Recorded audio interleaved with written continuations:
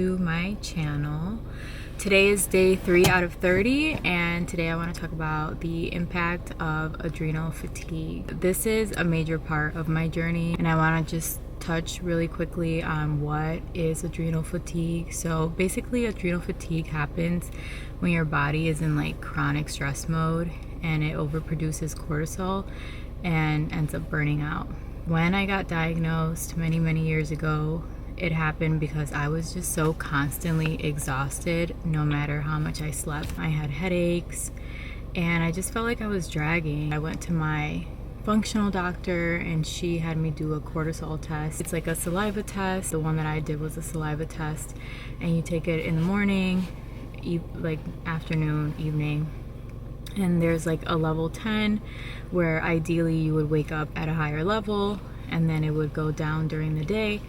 And I was waking up at like a 5 and then going down to like a 1 in the middle of the day and then just staying there. So like not really ever resting and not really ever having that energy. Adrenal fatigue ultimately affects hair growth, metabolism, sleep.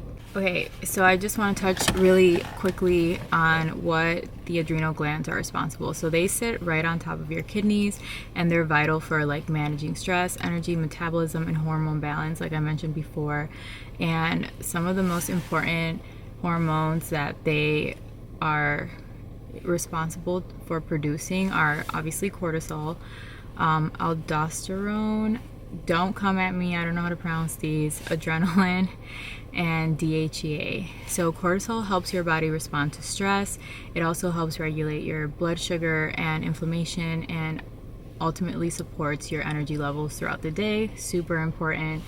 And then aldosterone, however you pronounce it, it helps regulate blood pressure and electrolytes, so like that sodium and potassium balance. Adrenaline or noradrenaline is basically that fight or flight response that we hear so much about. So it increases your heart rate, alertness, and energy during stress. And then DHEA, which is a precursor to your sex hormones like estrogen and testosterone.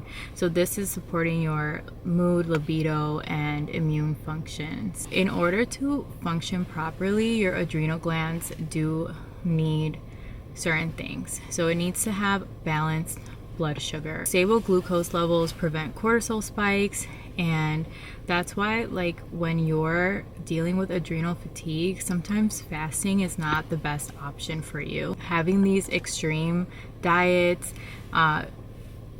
ultimately are counterproductive. So you want to make sure that you're eating a lot of protein and fats with every meals, especially for breakfast, which I was not a breakfast girly. Another thing that it actually really needs is high quality sleep and rest. Adrenals recover during sleep, uninterrupted sleep. And the circadian rhythm regulation is key, right? So like making sure we get that morning light, ultimately limiting screen time at nighttime so that we can rest properly. I also want to talk about the nutrients that are very necessary for adrenal gland functions.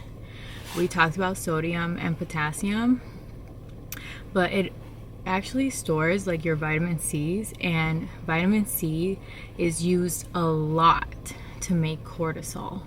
So making sure that you have your vitamin C, B vitamins, which help out with like your metabolism and hormone productions, magnesium that helps calm the nervous system and support sleep and recovery, and then zinc and selenium, which are very important for DHEA and overall hormone health, because as I said, DHEA is a precursor to like estrogen and testosterone.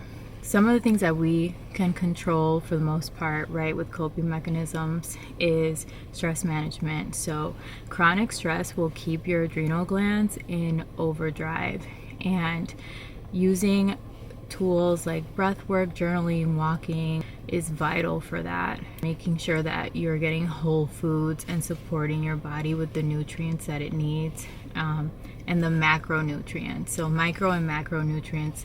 The macronutrients being like those healthy fats and proteins, because hormone production actually needs cholesterol and amino acids. You want to just include those things into your diet. I will touch a little bit more on that, but I just wanted to give a quick background as to what your adrenal glands do and how important they are, and how me focusing on this is giving me the results. And I'm already, like I said, 30 days in. This is the next 30 days where I'm going to be like really discussing what has been working so far or not, what I'm seeing improvements in so far or not. And I hope to see you along for the ride, and I hope that this was informational. See you next time.